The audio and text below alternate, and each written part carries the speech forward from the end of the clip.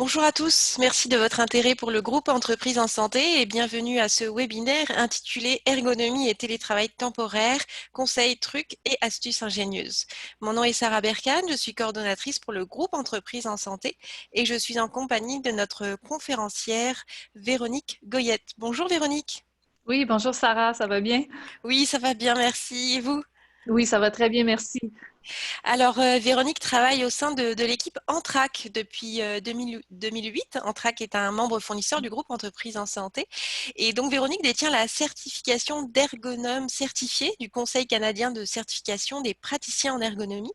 De 2008 à 2015, elle a assumé la réalisation des mandats d'ergonomie chez des employeurs de différents secteurs d'activité de toute taille, analyse de risques ergonomiques, prévention et réadaptation des troubles musculo-squelettiques, ou encore conception et aménagement de postes et d'espaces de travail.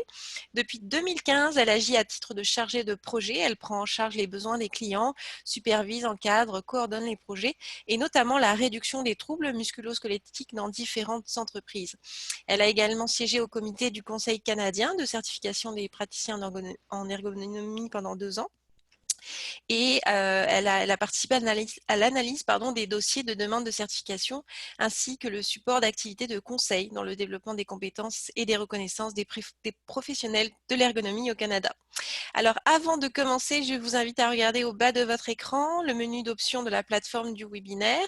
Vous pourrez utiliser la section questions et réponses ou encore le chat ou conversation pour nous écrire tout au long du webinaire. Donc, n'hésitez pas à poser vos questions. Je les adresserai en direct à Véronique ou tout commentaire. Ou si Véronique vous pose des questions pendant la conférence, n'hésitez pas à répondre. Cela rendra la formule plus dynamique. Donc, ne vous inquiétez pas, je vais enregistrer donc le webinaire. Vous pourrez le revoir après ou le diffuser dans votre entreprise, votre organisation, et ainsi que la présentation en format PDF. Sur ce, je vous souhaite un excellent webinaire et je cède la parole à Véronique. Merci beaucoup, Sarah. Donc, bonjour tout le monde. Je suis bien contente d'être avec vous aujourd'hui pour partager les trucs, les astuces pour être plus confortable dans le cadre du télétravail temporaire. Donc, évidemment, ce webinaire-là, il a été conçu vraiment en lien avec la réalité qu'on vit actuellement. Le fait que plusieurs ne sont pas nécessairement familiers avec le télétravail, que vous n'avez probablement pas tous un espace aménagé pour ça. Donc, c'est vraiment l'état d'esprit dans lequel on était quand on a créé ce webinaire-là pour vous donner des trucs justement pour vous aménager de façon temporaire pour que vous soyez plus confortable, plus efficace aussi pour le travail. J'attire votre attention ici pour ceux qui veulent consulter aussi. On a une trousse à l'intention des télétravailleurs, donc qui est disponible gratuitement sur notre site web que vous avez ici, entrac.ca. Il y a un guide pratique en format PDF, français, anglais, espagnol. Il y a des vidéos aussi quand on a un petit peu moins de temps, donc c'est 4 ou 5 minutes pour expliquer les différentes alternatives et aussi des formats webinaires. Donc, sans plus tarder, je vous propose qu'on rentre tout de suite dans le vif du sujet. Donc, avant de regarder sur c'est quoi les stratégies qu'on peut mettre en place pour être plus confortable, je pense que c'est important de revenir un petit peu à la base, à savoir c'est quoi les enjeux en fait qu'on a avec le télétravail. Les enjeux principaux par rapport au télétravail se situent surtout à deux niveaux. Le premier niveau, c'est en lien avec l'utilisation de l'ordinateur portable. Le portable, en fait, là, c'est un super outil. C'est petit, c'est léger, on peut le transporter, on peut travailler de partout. On ne se cachera pas, la mobilité que l'ordinateur portable nous apporte est définitivement un avantage là, important. Ceci dit, le gros enjeu, si on regarde d'un point de vue plus postural au niveau de l'ergonomie, c'est le fait que le clavier, la souris, là, donc le pavé tactile, soit attaché à l'écran. Le fait que, bon, ce soit un petit module compact, en fait, c'est que ça amène des postures que nous, on qualifie de contraignantes. Notamment, là, on le voit sur le petit bonhomme ici à l'écran, donc principalement au niveau du cou, parce que là, l'écran se retrouve plus bas qu'à l'habitude, donc on est toujours en flexion vers l'avant. Au niveau des épaules, on va souvent retrouver des élévations, donc les épaules comme ça qui remontent. On va retrouver aussi des postures soit de flexion ou d'abduction comme ça sur le côté. Et une autre région là, qui est particulièrement touchée, c'est au niveau des poignets. Donc, on le voit ici, là, ça peut être soit de la flexion, mais souvent, ça va être principalement de l'extension, donc des mouvements comme ça vers le haut, déviation, donc de gauche à droite, et des pressions mécaniques. Ça, on va en trouver régulièrement, donc du poignet ou de l'avant-bras sur le bord de la table ou encore sur le bord du portable. Donc ça, c'est le premier élément là, qui est un enjeu qu'on va retrouver avec le télétravail. Deuxième volet, c'est en lien avec la maison. Les maisons, évidemment, ça n'a pas été conçu pour faire du travail informatique, évidemment. Donc, ça fait qu'on se retrouve dans un environnement qui n'est pas nécessairement facilitant pour utiliser nos outils informatiques. Et donc, ça fait qu'on a des adaptations à apporter pour s'assurer qu'on se retrouve dans des postures là, qui sont favorables pour assurer notre confort puis notre santé à long terme aussi. Donc, pour orienter les stratégies ou les astuces que vous devriez mettre en place à la maison pour être plus confortable, plus efficace, l'idée, on va juste parler 1 minute de ce qu'on veut chercher à faire ou ce qu'on veut chercher à atteindre, c'est-à-dire ce que nous, on appelle la position neutre. La position neutre, vous avez déjà vu fort probablement là, ce genre de schéma, mais je pense que c'est important qu'on prenne 1 minute pour revenir sur c'est quoi les points clés qu'on cherche à atteindre pour qu'après ça, ça soit notre référence pour déterminer c'est quoi les alternatives à favoriser. Donc, le premier élément, on part généralement de la tête, des pieds, pardon, pour se rendre jusqu'à la tête quand on procède aux ajustements. Donc, la première étape, c'est d'avoir les pieds bien appuyés sur le sol ou sur quelque chose qui est ferme, qui est stable. Pourquoi? Bien parce que ça va être la base, en fait, de notre posture. Si les pieds sont mal supportés, sont instables, ça va avoir une répercussion sur tout le reste du corps, donc sur la stabilité de notre posture de travail. Donc, première étape, les pieds bien au sol, bien appuyés. Deuxième étape, on veut que le genou soit à la même hauteur que la hanche. Ce que ça nous permet de faire, c'est d'avoir une cuisse qui va être parallèle au sol et donc la pression là, ici derrière la cuisse va être uniforme. On n'aura pas de point de pression, par exemple, ici à l'avant de la cuisse ou derrière la fesse. Donc, assurément, là, ça va nous permettre d'être beaucoup plus confortable. Donc, genou à la même hauteur que la hanche. Ensuite, c'est au niveau du dos. Donc, au niveau du dos, la colonne vertébrale, souvent on dit de garder le dos droit, mais essentiellement, quand on dit garder le dos droit, ce qu'on veut dire, c'est de conserver les courbures naturelles de la colonne. Donc, quand vous êtes debout en position droite, vous avez trois courbures naturelles. Donc, la première, c'est au niveau cervical, donc on la voit ici. Ensuite, on a celle au niveau dorsal, qui est de l'autre côté. Et puis, finalement, la dernière, c'est la courbure lombaire. La courbure lombaire, souvent, c'est celle sur laquelle on s'attarde beaucoup quand on parle de la position assise. La raison étant que quand on s'assoit, souvent le bassin va basculer un petit peu comme ça vers l'arrière. Ce que ça fait, c'est qu'on perd cette courbure naturelle-là. Donc, il faut soit bien se positionner en allant mettre les fesses complètement au fond de l'assise, puis en s'assurant de retrouver la courbure lombaire. Mais si on n'a pas un bon support, un bon dossier, avec, comme on le voit ici, un support lombaire, souvent, bien, ça va venir, on va avoir le dos plat. Donc, le bas du dos va être plat. Et puis ça, ce que ça fait, c'est que ça amène une tension qui peut être à long terme le plus excessive au niveau des structures de la colonne. Donc, les disques et les vertèbres sont moins bien alignés. Ça amène une pression qui est un peu qui est inégale, des tensions aussi au niveau des ligaments, au niveau des muscles. Donc, c'est pas le genre de posture qu'on veut conserver longtemps. On veut s'assurer vraiment d'avoir nos trois courbures qui sont bien alignées. Dans ce cadre-ci, le dossier de la chaise est important à ce niveau-là. Donc, bien supporté avec un bon support au niveau lombaire. Ensuite, si on regarde au niveau de l'épaule, on veut que l'épaule soit relâchée. Donc, on veut éviter de travailler dans une position comme ça où on est en élévation, les épaules tendues. Puis, pour permettre d'avoir les épaules bien relâchées, bien souvent, un des trucs, c'est on dit garder le coude près du corps. Donc, en ayant le coude près du corps, ça nous permet de maintenir la position du bras, donc avec très peu d'effort au niveau de l'épaule.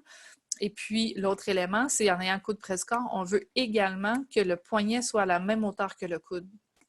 De cette façon-là, bien, ça nous permet d'éviter d'avoir des pressions mécaniques ici au niveau de l'avant-bras, au niveau du poignet. Puis ça permet de favoriser une posture qui est neutre au niveau du poignet, donc pas avoir d'élévation au niveau du poignet.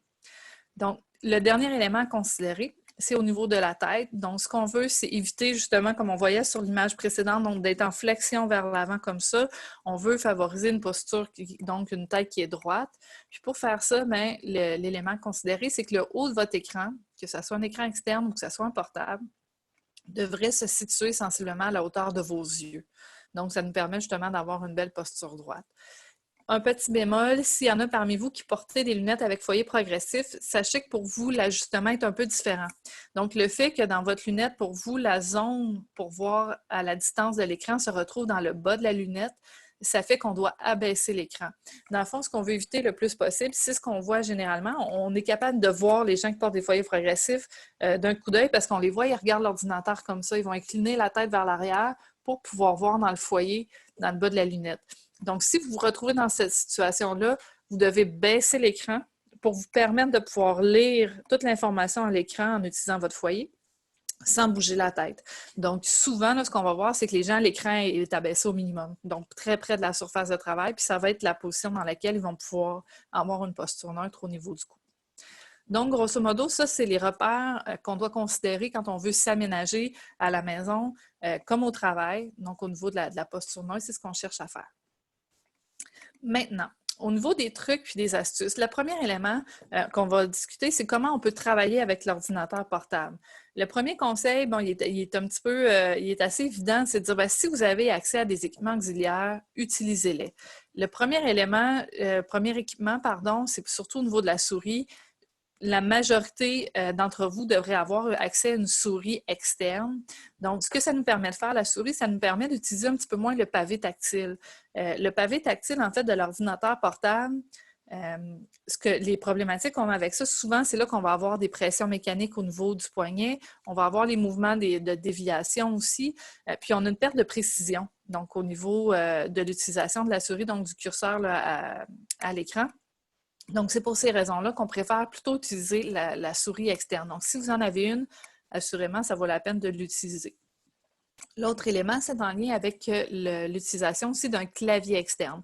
Donc, en ayant le combo souris-clavier externe, ce que ça nous permet de faire, ça nous permet d'éliminer en fait l'enjeu qu'on parlait tout à l'heure du fait que l'écran du portable est collé au clavier et à la souris.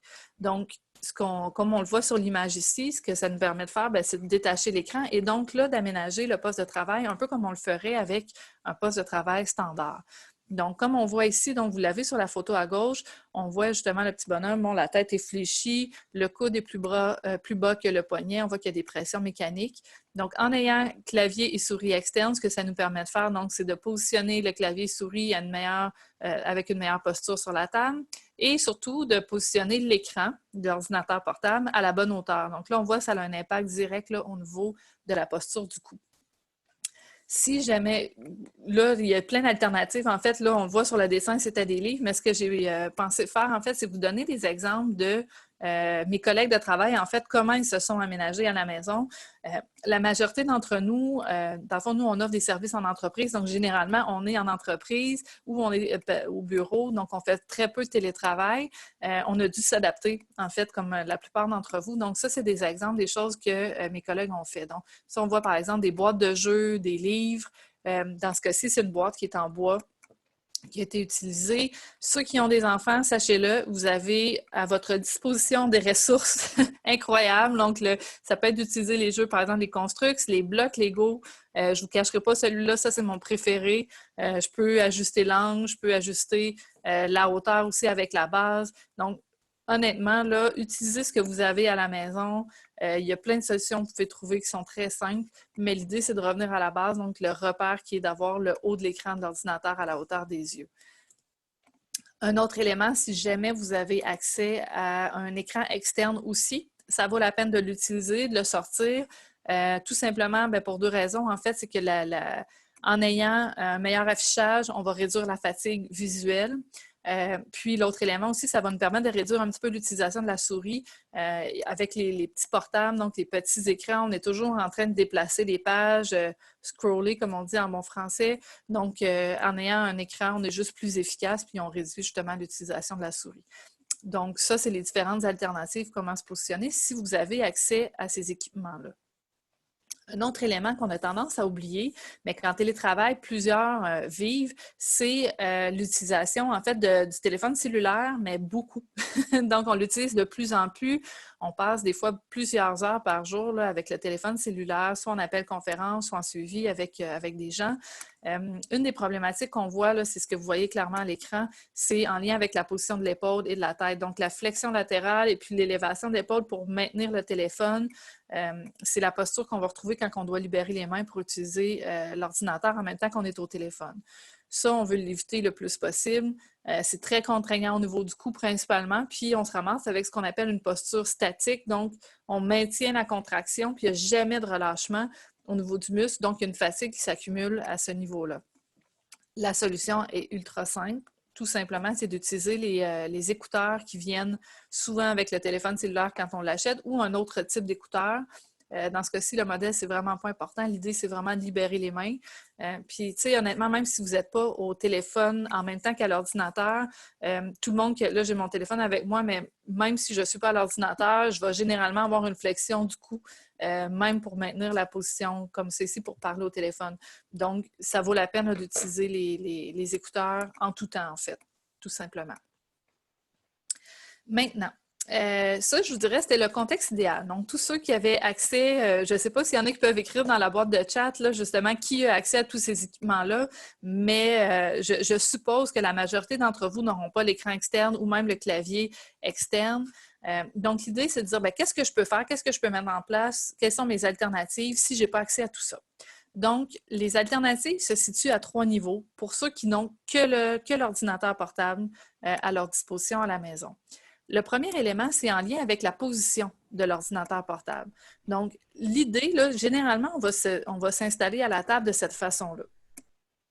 Ce qu'on voit, bon, évidemment, flexion du cou, on en a Véronique, parlé. Oui, oui, excuse-moi de te couper, mais on a une question, puis on a nos oui. participants qui interagissent. Merci à vous de nous faire partager effectivement votre quotidien, ce que vous avez, ce que vous n'avez pas. Alors, on a Fabienne qui dit: j'ai une chaise sans dossier avec un siège pour le fessier et un support pour ses genoux. Est-ce que c'est une bonne idée de l'utiliser? Oui, en fait, ça, c'est la chaise, là, nous, on l'appelle à genoux. Là, donc, c'est vraiment comme, ben, c'est peut-être pas tout le monde qui est familier avec ça, mais c'est comme une position semi-accroupie, on va dire.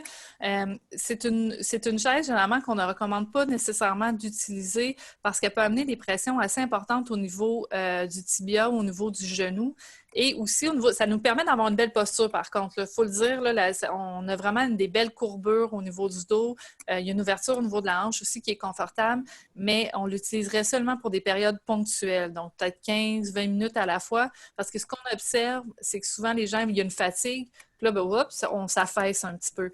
Donc, là, la posture devient moins idéale, puis ça amène beaucoup de fatigue. Donc, l'idée, vous pouvez l'utiliser, mais l'utiliser peut-être plus pour varier, donc de manière ponctuelle pendant votre journée. Merci Véronique pour ce complément. Alors, on a quelques participants qui nous informent qu'ils sont bien équipés. Et puis, alors, Ah, c'est tant une mieux. très bonne nouvelle. Donc merci d'avoir partagé ça. On a même Bruno qui dit qu'il est 100% équipé. Il lui manque l'appui-pied, puis il va aller le chercher ce soir là où il travaille. Donc bravo. Nous aussi, au groupe Entreprise en Santé, nous avons fait 2 allers-retours pour aller chercher notre deuxième écran, comme tu le suggères. Et donc, on s'est équipé au moins à 50-60%. Donc, Oui, c'est une ben, bonne tant chose. mieux. Puis je dirais, ça ouvre la porte à parler.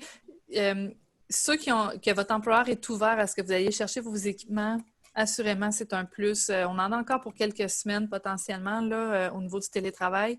Donc, ça vaut la peine d'aller chercher vos équipements. Assurément, là, vous allez voir une bonne différence sur votre confort. Donc, je vais enchaîner. Puis, Sarah, s'il y a d'autres questions au fur et à mesure, là, on continue en mode interactif. Donc, Oui. au niveau des alternatives, donc pour ceux qui n'ont pas nécessairement encore accès à tous ces équipements-là, donc l'idée, là, c'est de repousser l'ordinateur. Donc, plutôt que de le mettre sur le bord de la table, ce qui amène souvent le coude à être plus bas que le poignet, c'est juste de l'éloigner. Donc, on s'avance près de la table. Donc, le ventre se retrouve très près de la surface de travail. Et puis, on peut avoir une légère flexion au niveau du bras. Puis dans le fond, ce que ça nous permet de faire, là, c'est venir chercher un appui au niveau de l'avant-bras au complet. Donc, en étant appuyé au niveau de l'avant-bras, on a moins de pression mécanique comparativement à ce qu'on voit ici.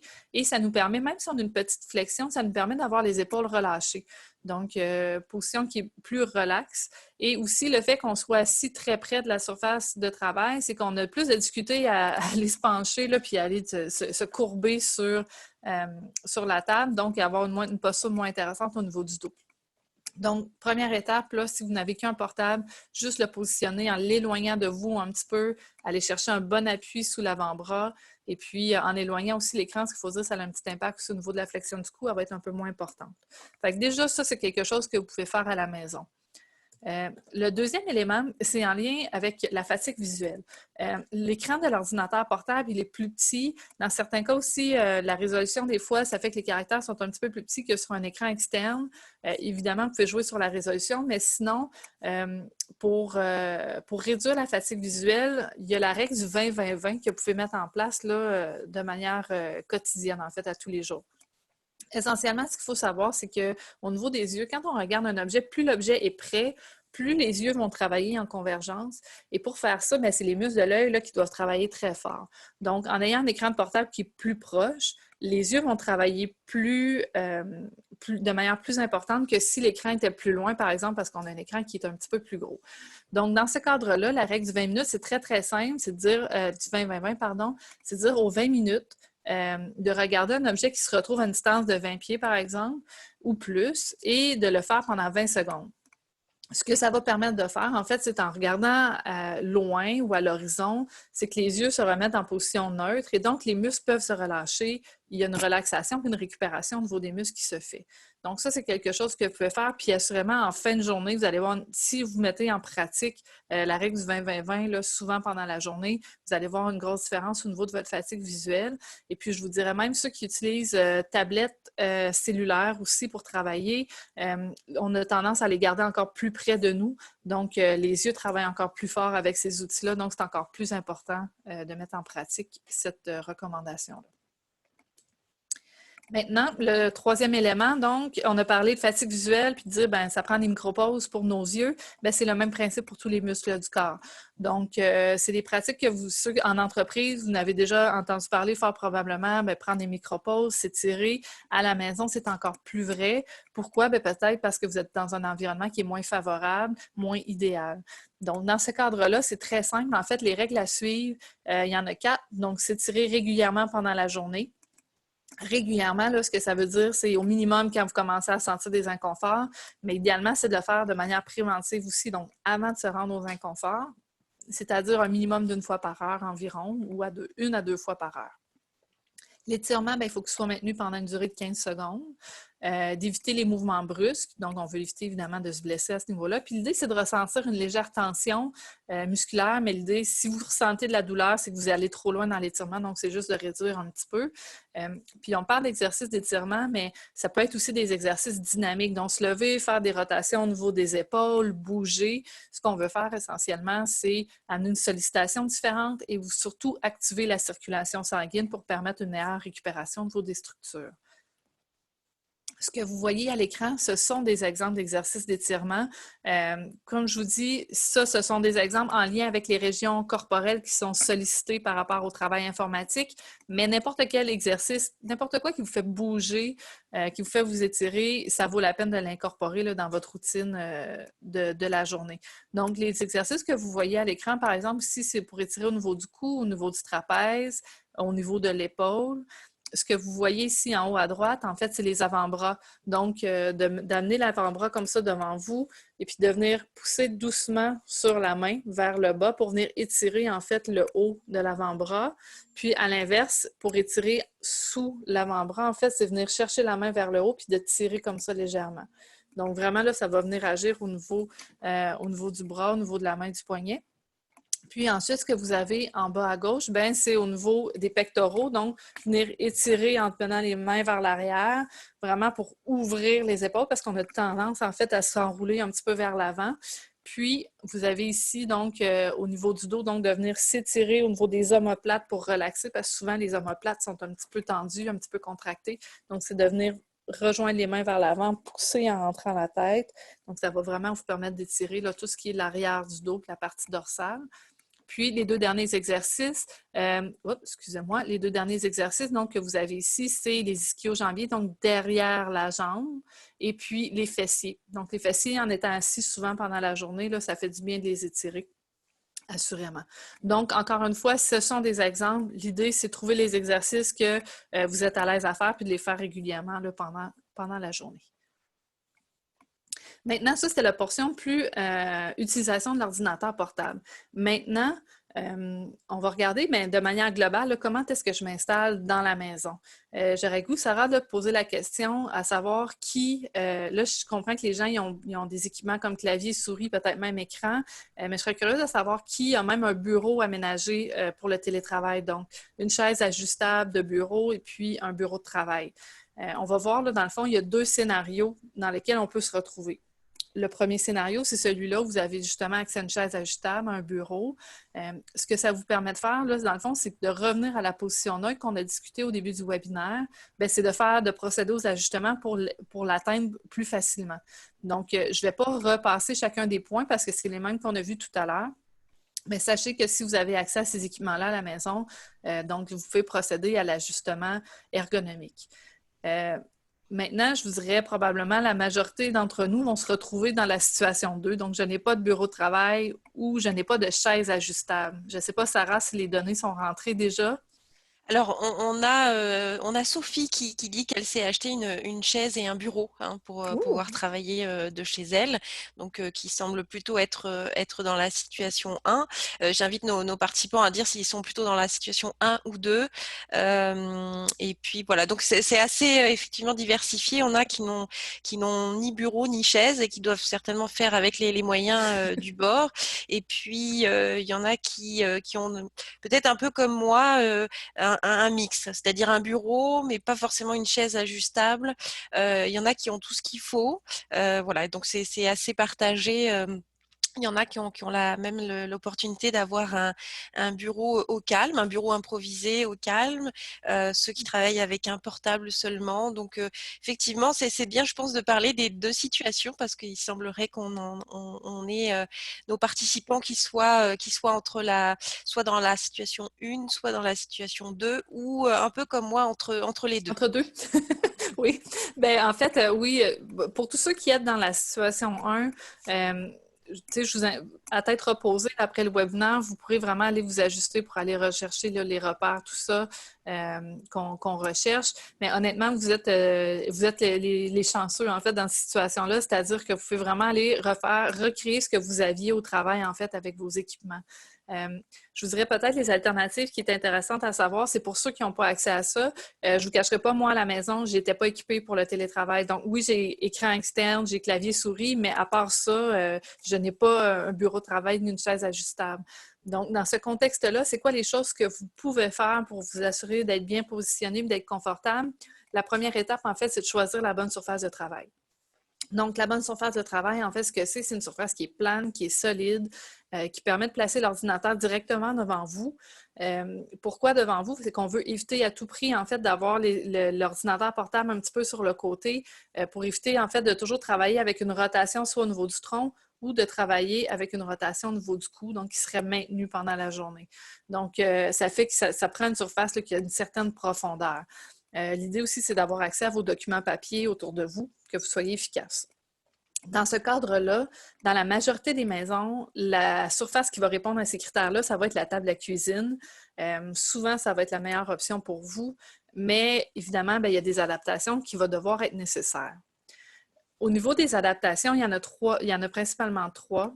La première, c'est en lien avec la hauteur de la table. Une table de cuisine, généralement, va être un petit peu plus haute qu'un bureau de travail. Évidemment, ça ne sert pas à la même chose, donc c'est pour manger. On n'est pas dans la même posture quand on va manger versus travailler avec un ordinateur. Donc, la standard de la table de cuisine, généralement, va être autour de 30 pouces. Il y en a certaines à 31. Donc, ça, c'est trop haut là, pour la grande majorité d'entre nous.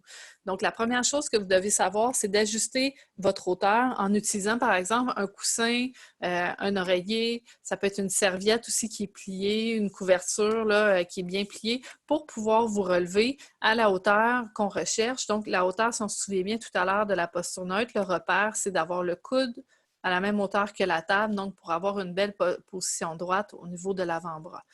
Donc, à ce niveau-là, coussin, serviette, oreiller, tout ça, c'est vraiment le genre de choses que vous pouvez utiliser à la maison. L'idée, c'est d'être confortable et d'être à la bonne hauteur. Là, on voit vraiment la différence entre les deux positions.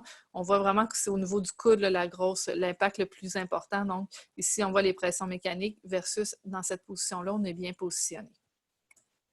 Maintenant, la deuxième adaptation, on en a parlé tout à l'heure au niveau des courbures naturelles de la colonne vertébrale. Les chaises de cuisine ou les chaises qu'on retrouve souvent à la maison, c'est des chaises droites. Donc, il n'y a pas de support lombaire comme on va retrouver dans les chaises de travail de bureau. Donc, l'idée, c'est d'aller chercher quelque chose, que ce soit une serviette, encore une fois, roulée, un coussin, pour vraiment venir appuyer là, doucement là, dans le bas du dos, donc dans le creux lombaire, pour vraiment aller repositionner la colonne pour aller chercher donc les 3 courbures naturelles du dos. Maintenant, il y a plein de choses que vous pouvez faire à la maison. Là, encore une fois, c'était des exemples que mes collègues m'ont envoyés. Je vous en montre, là, il y en a qui font rire, là, notamment, moi, ça m'a fait bien rire, là, le rouleau de papier essuie-tout avec le chandail à l'intérieur pour l'attacher. Ça, c'est un collègue de travail qui a un creux lombaire assez prononcé. Pour lui, bien, le rouleau, ça s'écrasait juste assez. Ça lui amenait une belle posture, fait qu'il était très confortable avec cette option-là. Mais l'idée, c'est de trouver ce qui fonctionne pour vous. Ici, vous avez un exemple, donc, de la fameuse serviette roulée. Donc là, ma collègue est un petit peu tannée que ça se déplace. Donc, ce qu'elle a fait, c'est qu'elle l'a collé, en fait, avec du ruban adhésif sur la chaise. Donc, c'est une autre option. Celle-là aussi qui est quand même vraiment facile à faire, en fait, c'est un coton ouaté. Puis, dans le fond, c'est ma collègue, elle a enroulé, en fait, le coton ouaté autour des manches. Puis après ça, tout ce qu'elle a fait, c'est qu'elle a noué les manches derrière le dossier de la chaise. Donc, ça lui permet d'avoir un appui, dans ce cas-ci, qui est un peu moins prononcé, qui lui convenait mieux, qui est ajustable aussi. Elle fait juste le repositionner avec ses mains. Et donc, là, ça lui assure son confort là, à ce niveau-là. Donc, il y a plein de choses que vous pouvez utiliser à la maison. Ensuite, la troisième adaptation, c'est en lien, encore une fois, avec les pieds, la hauteur à laquelle vous vous êtes positionné. Donc, en ayant utilisé l'oreiller, la couverture pour vous surélever, ça a probablement eu un impact au niveau de vos pieds. Donc, les pieds ne sont peut-être pas aussi bien appuyés sur le sol. Donc, comme on l'a dit tout à l'heure, on veut vraiment avoir une stabilité. Donc, c'est important de venir rajouter une forme d'appui quelconque que vous aurez au niveau du sol pour vous assurer une bonne stabilité. Donc, ici, vous avez un exemple. Donc, une boîte qui est utilisée, le styromousse est encore à l'intérieur, donc ça fait un appui-pied qui est très stable, très large. C'est un autre bon exemple. Ceux qui ont fait des provisions de papier toilette, ben, finalement, vous pouvez les utiliser à bon escient. Donc, ça, c'est un exemple. Donc, c'est 12 rouleaux de papier de toilette là, qui sont placés au sol. Puis, dans le fond, tout ce que c'est un couvercle là, de boîte de rangement en plastique. Donc, ça fait un appui-pied qui est super stable, très solide. Dans le fond, ce que vous devez savoir, là, peu importe ce que vous allez utiliser, l'important, c'est que ça soit à la bonne hauteur pour vous, puis que ça soit stable, là, que ça ne se déplace pas là, constamment au niveau du sol. Donc, là, on a regardé au niveau de la position de travail. Maintenant, au niveau des autres alternatives, l'autre élément à considérer, c'est au niveau de votre position de travail. Donc, ça vaut la peine de se lever régulièrement, de varier, de vous lever, de dynamiser votre travail, parce qu'on l'a vu tout à l'heure, dans le fond, en position assise, même si on est bien aménagé, c'est pas parfait. Donc, le corps, il n'est pas fait pour être assis devant un ordinateur pendant 3, 4, 5, 6 heures par jour ou surtout d'affilée. Donc, si vous faites des longues périodes, briser ces périodes-là de travail informatique en vous levant régulièrement. Puis, ceux qui avaient la chance d'avoir, par exemple, au travail, des surfaces ajustables assis debout, bien, vous pouvez recréer ça un petit peu à la maison aussi en utilisant les comptoirs de cuisine. Donc, ça devient intéressant de dire, plutôt que de travailler toujours assis à la chaise de la cuisine ou même à votre bureau de travail, de prendre votre ordinateur puis d'aller vous installer au comptoir pour des courtes périodes pour travailler en position debout. Ceci dit, je veux juste mettre l'accent un petit peu sur les courtes périodes. On ne recommande pas de travailler debout pendant plusieurs heures par jour.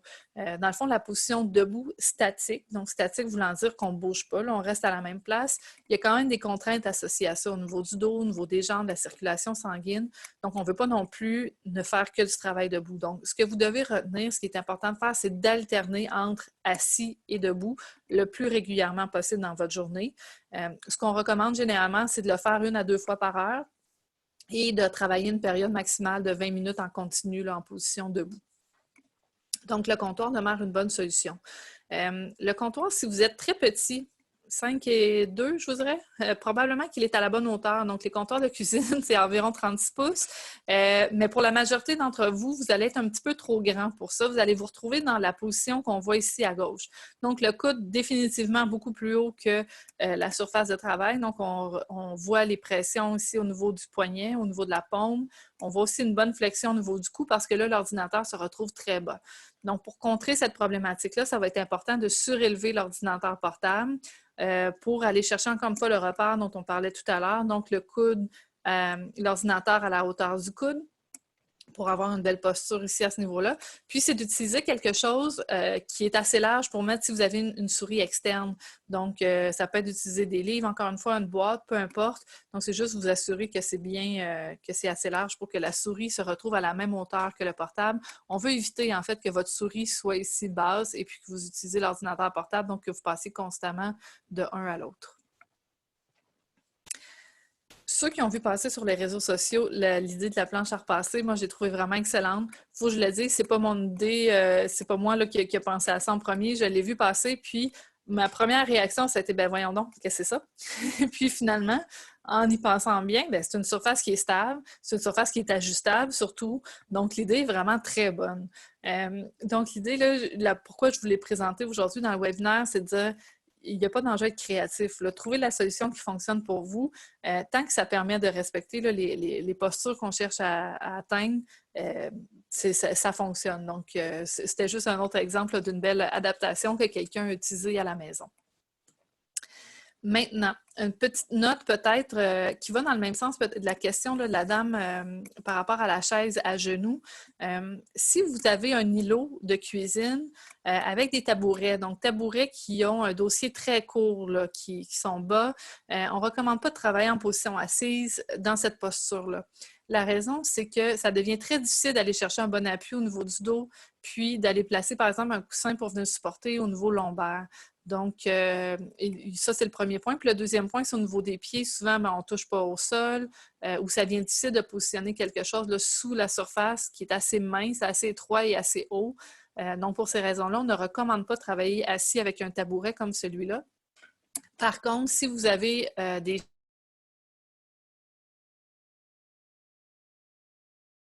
une vraie cuisine avec un bon dossier, que vous pouvez quand même aller chercher un bon appui au niveau du dos, vous pouvez aller vous chercher votre appui lombaire et que vous êtes capable d'utiliser, par exemple, une boîte qui est assez haute et assez stable, ça pourrait devenir une alternative. Mais d'emblée, ce n'est pas la position de travail là, à privilégier. Maintenant, là, le dernier élément que je voulais regarder ou discuter avec vous aujourd'hui, c'était par rapport à l'endroit où on peut travailler dans la maison. L'idéal, c'est de pouvoir s'installer dans une pièce qui est fermée ou un endroit isolé. Pourquoi? C'est parce que c'est facile de sous-estimer en fait l'impact des interruptions ou du bruit ambiant sur notre niveau de concentration, mais surtout sur notre niveau de stress à la fin d'une journée, mais même à la fin d'une semaine de travail. Donc, pour tous ceux qui ont la possibilité de s'installer dans un endroit qui est isolé, ça vaut la peine là, de privilégier cette position de travail-là. Des fois, ce n'est pas la pièce là, avec la vue et tout ça qui est moins intéressante, mais assurément, là, ça a un impact sur votre efficacité, mais aussi au niveau de votre stress. Donc, ça, c'est la première chose à savoir. Maintenant, il y en a certains pour qui ça ne sera pas possible. Là, moi, présentement, j'anime le webinaire. Très honnêtement, c'est dans ma chambre parce que mes enfants sont à la maison. Donc, c'était ma stratégie pour m'isoler, pour ne pas me faire interrompre. Mais je n'ai pas de bureau de travail. Je ne peux pas m'installer convenablement ici. Donc, je dois travailler dans la cuisine. Donc, pour ceux qui se retrouvent dans cette situation-là, vous êtes plusieurs en plus dans la maison.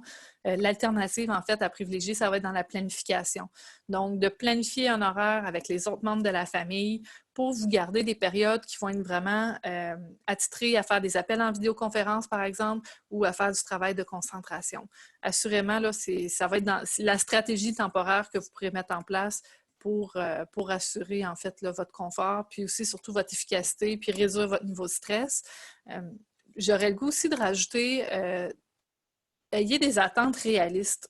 C'est-à-dire que c'est normal que si vous êtes plusieurs dans la maison, il y a du bruit, il y a de l'action, c'est normal que vous ne soyez pas aussi efficace qu'au travail.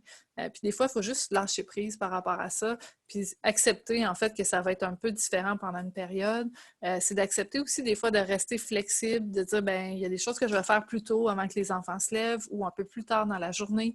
Donc, c'est de demeurer, je pense que le mot d'ordre, c'est de demeurer flexible dans la situation, puis ça va vous permettre d'être un peu plus en paix là, avec les tâches que vous avez à faire.